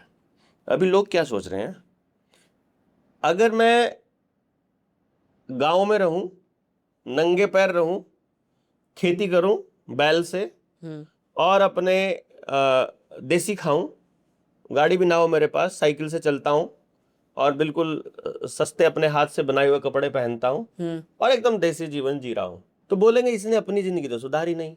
मतलब उसको वो खराब जिंदगी बोलेंगे। देखो कितना मैं साइकोलॉजिकल इम्पैक्ट की बात कर रहा हूँ। यदि मैं रहता हूँ शहर में और बड़ी गाड़ी हो मेरे पास, बड़े फोन हो, महंगा लाइफस्टाइल हो, तो बोलेंगे दूसरों को तो कहता है गांव में जाओ और खुद शहर में बैठा हुआ है। मतलब वो आपको दोनों साइड मारेंगे। ठीक, मैं बहुत पैसा कमा रहा हूं तो बोलेंगे पैसा कमा के ऐसे ज्ञान देना बहुत आसान बात है। यदि मैं कुछ भी नहीं कमा के बोलूं तो बोलेंगे खुद का तो कुछ करा नहीं जाता है, दूसरों को ज्ञान दे रहा है, अपना तो कुछ है नहीं, पल्ले तो कुछ है नहीं है। ठीक है, अच्छा सोचिए, मैं अगर नेता तो बनकर फंस गए। कहूंगा तो बोलेंगे कि नेता बनकर ज्ञान झाड़ना बहुत आसान है, तेरे पास तो गाड़ी है, पावर है, सब कुछ है, और मेरे पास पावर नहीं है तो मेरी इसलिए नहीं सुननी कि इसके पल्ले ही क्या है।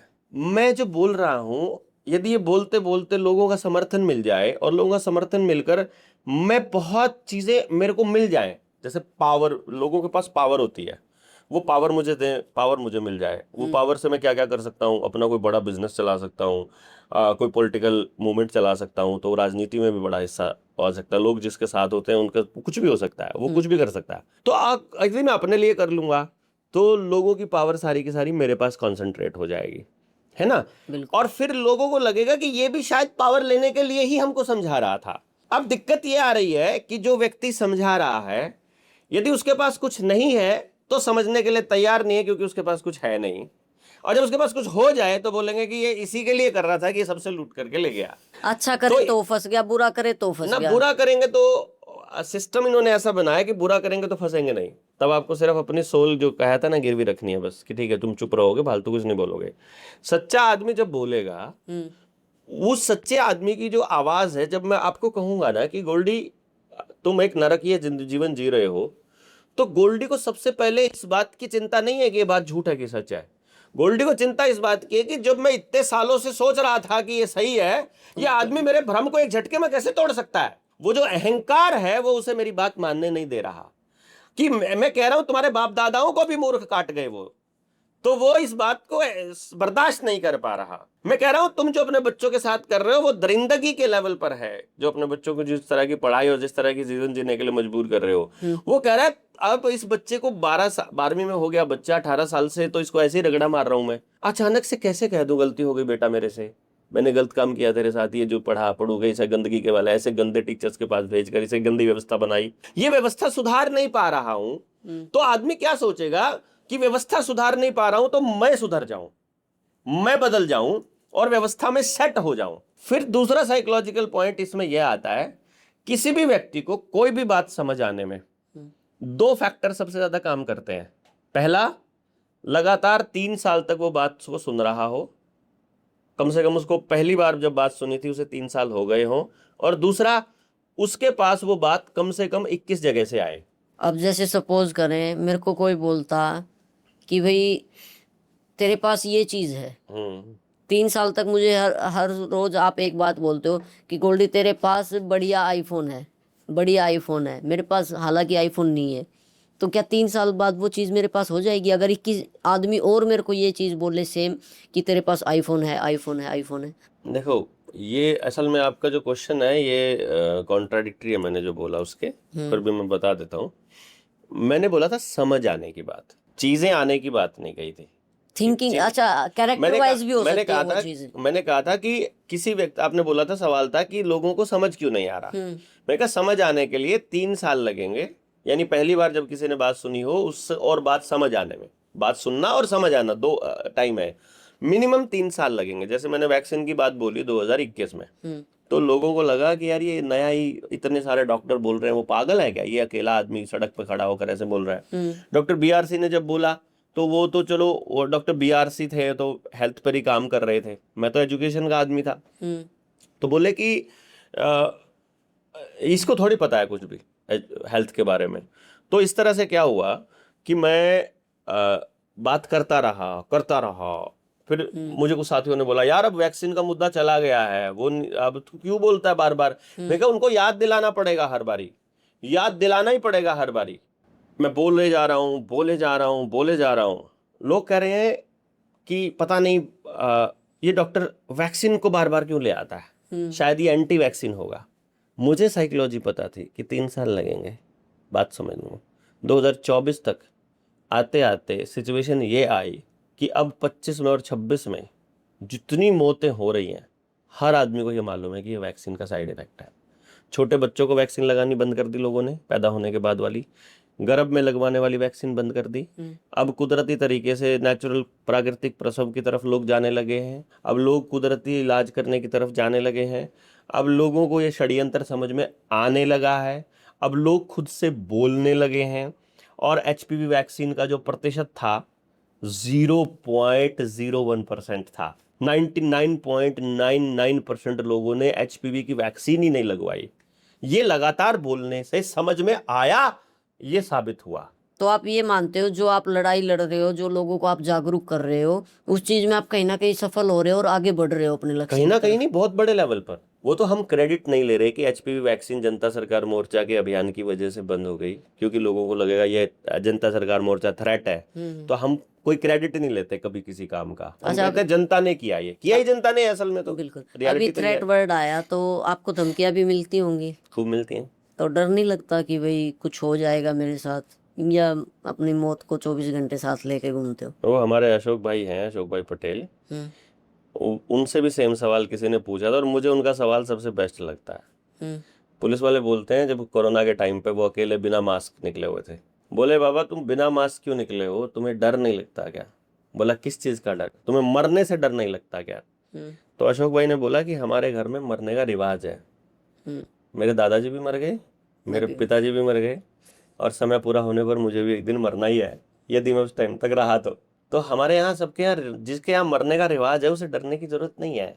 अब मौत तो एक दिन वैसे भी आनी है। क्योंकि जिनके यहाँ रिवाज नहीं है, जो अमर होना चाहते हैं, वो डरो, उनको डरना चाहिए। दूसरी बात, आपने कहा मुझको डर लगता है कि नहीं लगता, तो मैं अपने व्यक्तिगत बताऊं कि मैं डरता हूं, और मैं डरता हुआ ही बोल रहा हूं। जैसे कि मुझे लग रहा है कि शायद मैं बोलूं तो कोई और भी जाग जाए, जैसे चोर चोरी करने आया हुआ है और मैं डरा हुआ हूं कि मेरा सबका चोरी हो जाएगा, तो कम से कम मैं चिल्लाऊं, मुझे मार के भाग जाए तो भी बात बन जाएगी, बाकियों के घर लुटने से बच जाएंगे। क्योंकि आदमी को किसी ना किसी को तो पहल करनी पड़ेगी। और चोर हैं ये लोग ना, चोरों की क्या खासियत है, चोरों के पैरों के नीचे ज़मीन नहीं होती है। जैसे मैं हमेशा अपने साथियों को एक बात कहता हूँ कि एक उसमें घर में चोरी करने के लिए चोर घुसा, और मकान मालिक और मालकिन दोनों बैठे हुए उसको देख रहे हैं, और वो कान में फुसफुसा रहे हैं, चिल्लाऊं क्या चोर से, पड़ोसी आ जाएंगे, अरे पिस्टल है देखो, ऐसे टांग रखी है, मार देगा, नहीं चिल्लाना, चुपचाप बैठे रहो, सारा चोरी कर लेगा जितना कमाया है, अरे जिंदा रहेंगे तो फिर कमा लेंगे, ले जाने दो। तो वो क्या कर रहे हैं, मरने से डरते हुए कुछ नहीं बोलते हैं, और वो चोर गठड़ी बांध के अगले घर में चुप कर जाता है, अगले फ्लैट में या अगले घर में। वो अगले घर में जाता है, गठड़ी खोलता है, फिर उसकी अलमारी को खाली करना चालू करता है उस गठड़ी के अंदर ही। तो वही साइकोलॉजी उसकी है कि मैं मार देगा। अब जो दूसरा घर वाला है वो भी यही सोच रहा है कि यार हाथ में पिस्टल है, ये मार देगा, तो चुप रहता हूँ। फिर वो अपनी गठड़ी को पूरी बड़ी करके तीसरे घर में पहुंचे, क्योंकि हिम्मत बढ़ी हुई है, रात अंधेरी है पूरी। तीसरे घर में पहुंचता है, वहां जहां तिजोरी रखी है वहीं पास में एक बुजुर्ग की खाट भी है, और बुजुर्ग को पैरालाइज हो चुका है, वो नीचे का हिस्सा उसका काम नहीं करता है, लैटरिन भी कई बार वही निकल जाती है, खाना देने भी एक बार सुबह आते हैं एक बार शाम को। वो अपनी जिंदगी से परेशान है। उसने भी वो पिस्टल देख ली, उसको लगा हा मुझे यहाँ से पार करने वाला आदमी आ गया कि अगर मैं चिल्लाऊंगा तो ये मुझे मार देगा, तो मेरा को इस नरकीय जीवन से पीछा छूट जाएगा। और वो जोर जोर से चिल्लाने लग जाता है, चोर चोर चोर चोर। और जैसे ही वो चिल्लाया, चोर वो गठड़ी भी छोड़ के पहले वाला जो चोरी किया हुआ था भाग गया। सबकी चोर इतने कमजोर होते हैं, दिल नहीं होता। हाँ, लाइट से, आवाज से बहुत डर लगता है उनको। और इसीलिए ये जो सरकार में बैठे लोग हैं ना, जो विधानसभा लोकसभा में बैठे लोग, ये चोर है, ये बोलने नहीं देते किसी को। आज गोल्डी उनके खिलाफ कुछ बोलने लगेगा, कल ही को उनकी आदमी को, पार्टी का आदमी आ जाए, तुम क्या हो गया भाई, क्या दिक्कत है तुमको, बहुत बड़े गुंडे हैं, मार देंगे, चुप रहो। चुप बोलोगे तो चोर को भागना पड़ेगा, इसलिए वो बोलने ही नहीं दे रहे हैं, अंधेरे में रख रहे हैं, जानकारियों के अंधेरे में, क्योंकि रोशनी हो गई तो भागना पड़ेगा। क्योंकि चोरों का सारा काम रात के अंधेरे में होता है, जब अज्ञानता का अंधेरा है लोगों के दिमाग पर तो होता है। तो इनसे बचने का एक ही तरीका है, बोलना पड़ेगा और ज्ञान का प्रकाश फैलाना पड़ेगा। और जैसे ही लोगों को उस प्रकाश में वो चोर दिखाई देगा, वो अपनी अपनी संपत्ति, अपने अपने बच्चे, अपने अपने धन, अपनी अपनी जमीन, अपने अपने गांव को बचा लेंगे। और उनको सिर्फ तब तक इतना एहसास कराने के लिए कि गलत हो रहा है, हमें लगातार बोलना पड़ेगा। और एक व्यक्ति से नहीं, एक जगह से नहीं, 21 जगह से जब बात जाएगी तब समझ में आएगा।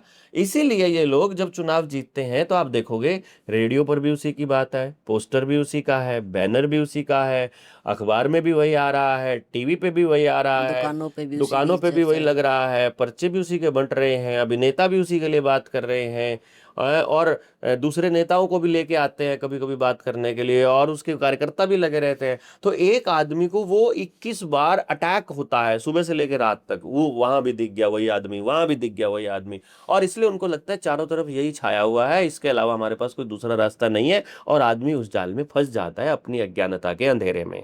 इसलिए बोलना जरूरी है, और ये नतीजे की तरफ सोचने की जरूरत नहीं है कि कितना समय लगेगा। वैसे भी कोई भी परिवर्तन होने में मिनिमम 15 साल का समय तो लगता है, 5 फेजेस में होता है। तो मुझे 9 साल हो गए हैं, तो मैं ये मानकर चलता हूँ कि 3 फेज में पूरे कर चुका हूँ, और 2 फेज ही तो बाकी बचे हैं। इसके लिए इतना डरने घबराने की जरूरत क्या है? बदलाव होने में 2 ही फेज की बाकी है, 6 साल और बड़े, और एजेंडा 2030 भी 6 साल बाद ही पूरा हो रहा है। तो दोनों मकसद एक साथ पूरे होंगे। ऑब्वियसली वो लोग अपना, ये व्यवस्था टूटेगी, बैंकिंग ने क्रैश होना है, इंटरनेट ने खत्म होना है, परिवारों ने नए तरीके से सृजन होना है, गांवों का नए तरीके से गठन होना है। ये लोग इन डिपार्टमेंट्स के ऊपर से लोगों का भरोसा हटाने के लिए ही हर डिपार्टमेंट के अंदर भ्रष्टाचार और गुंडागर्दी चरम पर रखे हुए हैं, जानबूझकर प्लानिंग के तहत, ताकि लोगों का भरोसा इनसे उठे। सीसीटीवी के ऊपर, कैमरे के ऊपर भरोसा उठे, जगे। जैसे क्या होगा, अखबार में क्या आएगी कि चोरी हुई थी, चोर पकड़ा गया सीसीटीवी की वजह से, गुंडा पकड़ा गया सीसीटीवी की वजह से, कत्ल करने वाला पकड़ा गया सीसीटीवी की वजह से, गाड़ी पकड़ी गई सीसीटीवी की वजह से। ऐसा लगेगा सबको सीसीटीवी कैमरा ही वरदान है, तो सब सीसीटीवी कैमरे लगा लो, घर के अंदर भी घर के बाहर भी, और अब वो सारे के सारे इंटरनेट से कनेक्ट कर दो। जिसका कनेक्शन इंटरनेट पे है उसका उसकी चाबी उनके पास है, तो उनका एक्सेस उनके पास है। मतलब आपके 24 आवर निगरानी, यही तो पर्पस है, इसी को तो एजेंडा 2030 बोलते हैं वो लोग, कि total control plus total surveillance, यही एजेंडा 2030 है। जो देश के अंदर चर्चा चल रही है, पूरे भारत के अंदर, विदेशों में, सीजेपी, कोकरोच जनता पार्टी, वो क्या एक प्रोपेगेंडा है या रियलिटी वो कुछ युवाओं के हित में करेगी? क्या मानते हो? पहली बात, वो कोई पॉलिटिकल पार्टी नहीं है, आपको झूठ बोला गया, सबने झूठ बोला है। कोई पार्टी रजिस्टर नहीं करी, कोई पार्टी का आवेदन नहीं आया हुआ। उन्होंने क्या कहा कि एक बड़े ऊंचे पद पर बैठा कोई गधा था, उसने कुछ ऐसा कमेंट कर दिया युवाओं के लिए, और उस गधे की बात, उसको गधा मानते हो? मैंने तो किसी का नाम लिया नहीं। नहीं, जिसको आप कह रहे हो ना ऊंचे तो पद अगर वाले कोई वो। अगर देखो अगर कोई बड़े पद पर बैठा आदमी ऐसी वाहियात बात करेगा तो वो ढेंचू ढेंचू से ऊपर थोड़ी तो कुछ भी है। उसने ढेंचू ढेंचू किया, इधर से कॉकरोच उछल पड़े। उन्होंने कॉकरोच ही बोला था युवाओं को। अब युवा जो है वो कहने लगे कि अच्छा ले तुझे तो ते। तो अब भारतीय जनता पार्टी के बराबर में कॉकरोच जनता पार्टी खड़ी कर दी कि देखो तुम्हारा ये तुम्हारे राइवलरी और उसके कनेक्शन जो है वो आम आदमी पार्टी से थे ही। अब गेम प्लान क्या चलता है यहाँ जो देखने की बात होती है, जैसे अन्ना का मूवमेंट था, उससे पहले रामदेव का मूवमेंट था। दोनों के दोनों मूवमेंट पे सीआईए की पूरी नजर थी, अमेरिका की जो जांच एजेंसी है उसकी।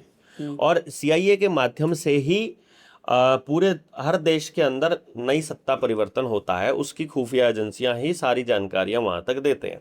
अब जब चीजें मैनेज होने लगे, जैसे मैंने राघव चड्ढा के बारे में बहुत टाइम पहले बोला था, राघव चड्ढा वहां से ट्रेंड होके आ गया है। आपको अखबारों में धीरे धीरे खबरें आने लगेंगी, राघव चड्ढा को अब ये पद मिल गया है, राघव चड्ढा का कद बढ़ रहा है, राघव चड्ढा को अब नई जिम्मेदारियां मिलेंगी, राघव चड्ढा को ये मिलेगा, क्योंकि वहां से डिजाइन है बेसिकली, वहां से प्रॉमिस करके आया हुआ है। जो सोल बेचने वाला कान था वो अपना कर ही आया वो। अब सीआईए जब ये तय करेगी कि यार देखते हैं इस देश में इन मुद्दों पर बोलने वाले कितने प्रतिशत लोग हैं और कैसे कैसे लोग हैं। दो चीजें हैं, अगर हमारे दिमाग में गुब्बार बन गया है, गुस्सा बढ़ रहा है, फ्रस्ट्रेशन बढ़ रहा है, प्रेशर बढ़ रहा है, तो उस प्रेशर को रिलीज करने के लिए क्या करते हैं। आपने प्रेशर कुकर में देखा होगा ना, जब प्रेशर बढ़ जाए और वो जो सीटी है वो अगर बंद हो, पैक्ड हो, तो प्रेशर फट सकता है ना, प्रेशर कुकर घायल हो सकता है। तो फिर क्या करते हैं, वो सीटी लगाई गई है प्रेशर कुकर में, जैसे ही हवा का दबाव बढ़ने लगे वो सीटी ऊपर कर दो, सीटी ऊपर करते ही क्या होगा, प्रेशर बाहर, प्रेशर रिलीज और आराम से रिलैक्स, कोई दिक्कत नहीं। तो ये जो लोगों में बढ़ रहा गुस्सा है, अब देखो नीट का एग्जाम का मुद्दा गायब है ना, पेपर लीक में कॉकरोच पेपर लीक गायब और कॉकरोच जनता पार्टी टॉप पे। तब कॉकरोच जनता पार्टी क्या करेगी, लोगों को उम्मीद तक रही है क्या। मैं कह रहा हूं कॉकरोच जनता पार्टी से उम्मीद करने वाला आदमी भी कैसा होगा मुझे नहीं समझ में आ रहा, लेकिन जो चल रहा है सोशल मीडिया पर, जिस पर मैं देख रहा हूं, इंटेलेक्चुअल लोग कॉकरोच जनता पार्टी को सपोर्ट कर रहे हैं। जैसे अगर मुझे कोई कहे, मैं उन पार्टी का कोई सपोर्टर नहीं ना, मैं मतलब इस मुद्दे पर कोई घुसना चाहता, बट यदि तुम किसी व्यक्ति को ये बोलोगे कि वो लोग जो अपने डिमांड करने वाले लोग हैं, अपनी मांग मांगने वाले लोग, उनको तुम कॉकरोच की संज्ञा दोगे, तो फिर हमको भी कहना पड़ेगा कि हम भी हैं। लेकिन इसका ये मतलब नहीं है कि हमने पार्टी ज्वाइन कर लिया या हम उनका समर्थन कर रहे हैं। सही बात कि है। तुम कहोगे, तुम ऐसे लोगों को कहोगे कि तो ये अराजकता फैला रहे हैं, तो भैया मानना पड़ेगा कि अगर अपने हक की मांग मांगना अराजकता है तो अराजक ही सही। अगर वो कह रहा है कि ये तो नक्सली हैं, अर्बन नक्सली हैं, अपने हक की बात कहना और अपनी सत्ता से सवाल पूछना, यदि अर्बन नक्सलवाद है तो अर्बन नक्सलवाद सही। तुम अगर आतंकी घोषित करना चाहते हो, आतंकी सही। ये पहले अंग्रेजों ने भी तो किया था। अपने देश की लड़ाई लड़ने वाले, अपने स्वतंत्रता की लड़ाई लड़ने वाले क्रांतिकारियों को, भगत सिंह जैसे लोगों को और उनकी पूरी टीम को, गरम दल को, सबको उन्होंने, नेताजी सुभाष चंद्र बोस को तो अंतर्राष्ट्रीय युद्ध अपराधी बना दिया और बाकी लोगों को आतंकवादी बना दिया, और वो कागजों में आज भी आतंकवादी हैं। तो कहने का मतलब ये हुआ कि अपनी अस्तित्व की लड़ाई लड़ने वाले आदमी को सत्ता और अपनी मीडिया के अहंकार में कुछ भी कह देगी, ये तो उनका विचार है। पर जनता को यह समझना चाहिए कि वो सारी जनता एक तरफ है, सत्ता एक तरफ है, दो ही वर्ग है, एक शोषक वर्ग, एक शोषित वर्ग। हम शोषित वर्ग के लोग हैं, जिसके पास पावर नहीं है, जिसने अपनी पावर उसको दे दी। यानी कि एक तरह से मेरे हाथ में डंडा था और मैंने डंडा उसको दे दिया, दूसरे हाथ में भी था, उसने भी उसको दे दिया, तीसरे हाथ में था, उसको दे दिया। अब उन्हीं के डंडे से उन्हीं को पीट रहे हैं सारे के सारे। ये खेल हो रहा है सारा का सारा गेम प्लान। यानी हमने डंडा भी दे दिया और हाथ भी दे दिया, तो जितने डंडे दिए उतने हाथ दे दिए। अब उनके पास तो उतने हाथ हो गए ना जितने डंडे उनको दिए, तो वो सब उन्हीं हाथों से हमको ही पीट रहे हैं बेसिकली। अब हमको ये समझना पड़ेगा कि ये जो कॉकरोच जनता पार्टी है, इसके ऊपर सीआईए की पूरी नजर है कि देश का युवा क्या कह रहा है, यूथ क्या मांग रहा है, और ऐसी तरह की डिमांड। मैं एक चीज आपसे जानना चाहता हूँ, जो भारत का युवा है, जो हमारे युवा साथी हैं, वो इंटेलिजेंटली सोचने की बजाय इमोशनली ज्यादा सोचते हैं। पूरी दुनिया का आदमी ऐसे सोचता है। लगभग 80% लोग इमोशनली ही सोचते हैं, 80 से 85%। वो केवल किस 10 कारण सोचते हैं कि उनके पास Manufacturing- एनवायरनमेंट ही ऐसा क्रिएट हो गया है? मैन्युफैक्चरिंग ही ऐसी है। अगर सारे के सारे अकल से और दृढ़ता से सोचने लग जाएंगे तो मार काट खाएंगे सबको। ये लोग ऐसे सोचते हैं कि भाई ने मारा है कोई बात नहीं, भाई बड़ा भाई है। मारेगा तो बड़ा है, छोटे ने मार दिया तो कोई नहीं, छोटा है, गलती हो गई। ये अपना मारेगा तो छांव में ही डालेगा लाश, क्या दिक्कत है। वो ऐसा सोच लेते हैं। वो इमोशनल फैक्टर बड़ा काम करता है। देखो, इस सिस्टम को चलाने के लिए, किसी भी कंपनी को चलाने के लिए, किसी ऑर्गेनाइजेशन को चलाने के लिए मैनेजर एक ही होता है, उसके नीचे सुपरवाइजर होते हैं, सुपरिटेंडेंट होते हैं, फिर सुपरवाइजर होते हैं, फिर आगे काम करने वाले लोग होते हैं। वो जो काम करने वाले हैं वो सारे इमोशनल होते हैं। वहाँ अगर कोई बाय चांस सुपरवाइजर किस्म का आदमी आ जाएगा तो वो इमोशनल लोगों का लीडर बन जाएगा। उसने करनी सुपरवाइजर ही है, उसने वही काम करना है जिस काम के लिए वो पैदा हुआ है। तो यहाँ जो इमोशनल जो फंडा लोगों का आया उसको वो यूज़ कर रहे हैं basically. CIA, world economic forum, ये सब इस कॉकरोच जनता पार्टी को इस्तेमाल कर रहे हैं। ना तो कॉकरोच जनता पार्टी का कोई पदाधिकारी आज तक ग्राउंड पर उतरा, ना ही इसको सपोर्ट करने वाले कभी ग्राउंड पर उतरे।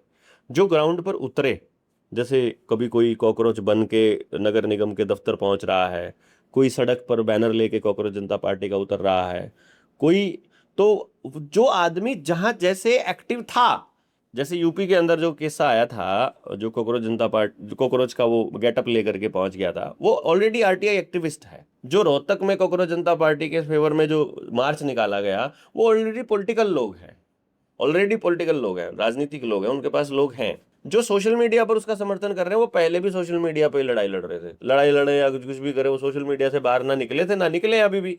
तो जो जहां था वो वहीं के वहीं अपनी भड़ास निकाल रहा है।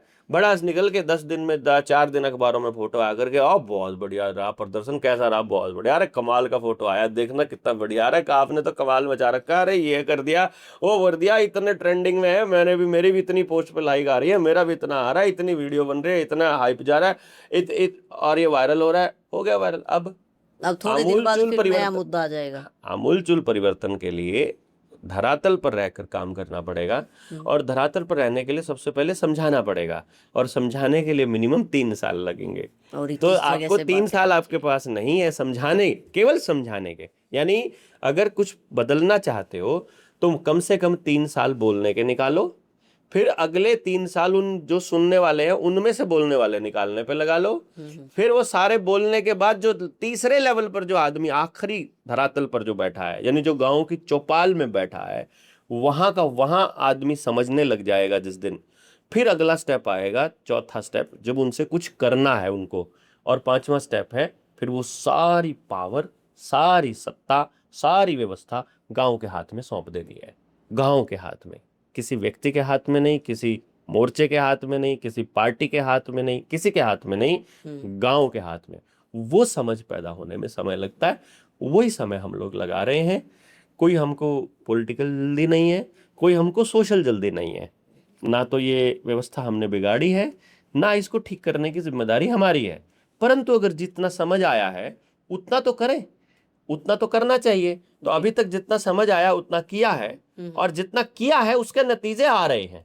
लोग जाग रहे हैं, खुद से बोल रहे हैं। हम कभी किसी के, आप देखो 6-6 महीने से, साल से किसी का घर पे ताला लगा था बैंकों का, लोग अपना बैंकों का ताला तोड़ रहे हैं, किताब लेकर के उसमें से अपने आप आवेदन लगाकर बैंकों को भेज रहे हैं, और कह रहे हैं जवाब दे दो, पैसे ले लो, कौन मना कर रहा है। सब प्रैक्टिकल कर रहे हैं। हमने प्रैक्टिकल शुरुआत में करके देख लिया, ठीक है, अब सारे तरह के करके देख लिए, मकान के ताले हमने तोड़ लिए, हमने व्हीकल हमने लेके देख लिए, फैक्ट्रियों के ताले हमने तोड़ लिए, 100 करोड़ रुपए के लोन थे, किसी की मांगने की औकात नहीं है।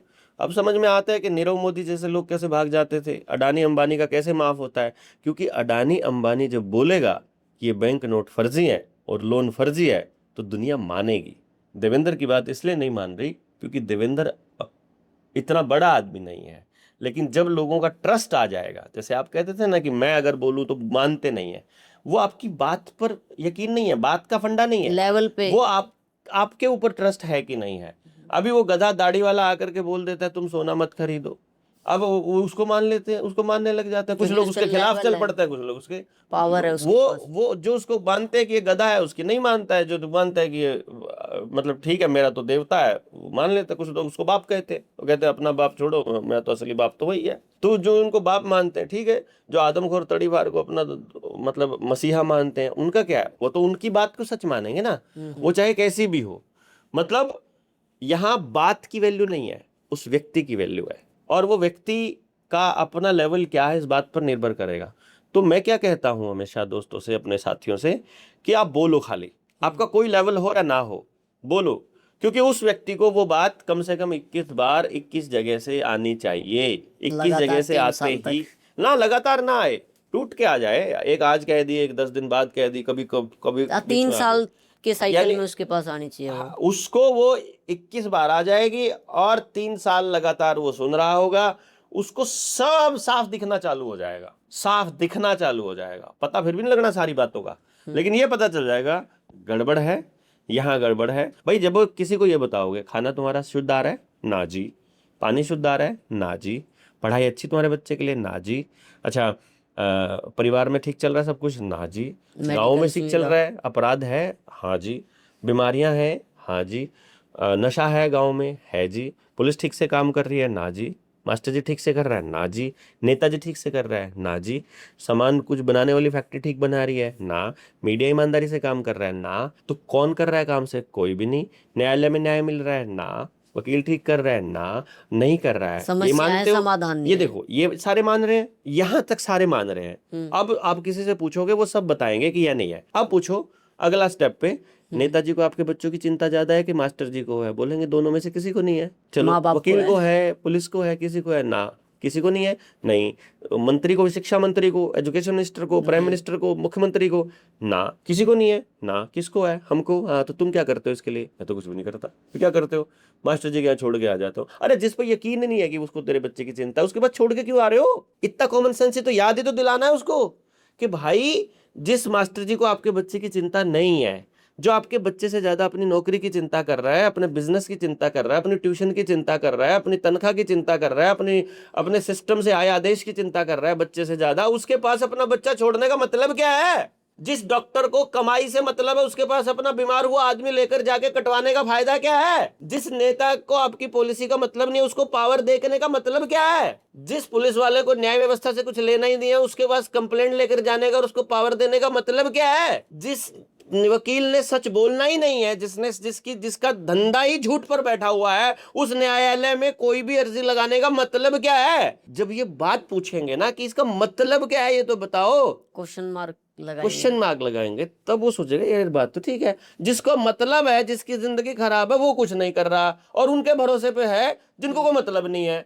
तो भाई इतना सोचो, तुमको ही करना पड़ेगा, और जब तुमको ही करना पड़ेगा तो किसी और के हिसाब से क्यों करोगे? अपने हिसाब से करोगे ना, कि ना तुम्हारे साथ अन्याय हो, ना मेरे साथ हो, ना तुम्हारा बच्चा बेरोजगार है ना मेरा रहे, ना तुम्हारे वाले को रोना पड़े ना मेरे वाले को रोना पड़े, और जब हम दोनों में से कोई सा एक मर जाए तो बच्चे हमारे सुरक्षित रहे। इतना सब इंतजाम करना है, कोई बड़ी बात थोड़ी ना है, सारे मिलकर तो कर ही सकते हैं, एक अकेला नहीं कर सकता ना। यही तो समझाना है। और जिस दिन उसको ये समझ में आएगा ना, वो अपने आप सोचेगा यार करना तो मैं नहीं है, तो तुमने करना है, तो बोला मेरे को कैसे करूं? तो उसके लिए समझ ही तो चाहिए। तो समझ के लिए इतने सारे लोग तैयार कर ही रहे हैं हम पहले से ही। वो बोले करना क्या है? अब बताओ डॉक्टर साहब करना क्या है? अबे ये कर लो, अब ये कर लो, अब ये कर लो। हाँ फिर प्रोसीजर भाई मान लो नर्स को और डॉक्टर को गाँव से भगाना है लाठ मार के, कि ये तो तुमको इंजेक्शन लगाने के अलावा तुम्हारी बीमारी से इनको को मतलब नहीं है, तो ठीक कैसे रहना है, बस इतना ही तो समझाना है। अगर मास्टर जी को गांव के स्कूल से लठ मार के भगाना है, तो पढ़ाना कौन पढ़ाएगा और कैसी पढ़ाई पढ़ाएगा, यही तो बताना है बस खाली। अगर पुलिस वाले को भी भगाना ही है, अगर उनकी जाति गिरनी है, तो भाई न्याय व्यवस्था कैसे बनेगी, यही तो बताना है। वकील और जज और पुलिस वाला, इनकी औकात ही खत्म हो जाएगी, खत्म, कोई बचेगा ही नहीं। मुख्यमंत्री गाँव में आए उससे पूछना क्या है, MLA आए उससे पूछना क्या है, बस इतनी अकल हो जाए, गाँव का किसी आदमी से बच के भाग नहीं पाएगा हरामी। कैसे बच पाएगा? समझ ही नहीं है ना बेचारों को, पूछे क्या, मांगे क्या। अब उनकी डिमांड ही उल्टी है, वो उनसे मांग रहे हैं ऐसे करके हाथ। किन से मांग रहे हैं? जिनको पावर हमने दे रखी है उनसे मांग रहे हैं, जो खुद पावर के लिए हमारे यहाँ ऐसे आते हैं। उनको बोलोगे ना चुनाव के टाइम पे, उनको बोलो मुर्गा बन के दिखा, बन के दिखाएगा। उसको बोलोगे नाक से नकीर कि तुमने पिछले 5 साल कुछ नहीं किया है, यहाँ नाक से 3 लकीर खींच, 3 लकीर खींचेगा। और बोलेगा पैंट निकाल के कच्चे कच्चे में दौड़ के एक राउंड लगा के दिखा 100 मीटर का, वो लगाएगा नेता। तुम देख लो ना ट्राई करके, तुम गांव वाले एक बार इकट्ठे हो तो जाओ, वोट चाहिए ना, चल कच्चे कच्चे में दौड़ के दिखा, वो भागेगा। लो जी, डांस करके दे, मुजरा करके दे, मुजरा भी करेगा वो। मैं कह रहा हूं उसको पावर की इतनी भूख लगी होती है।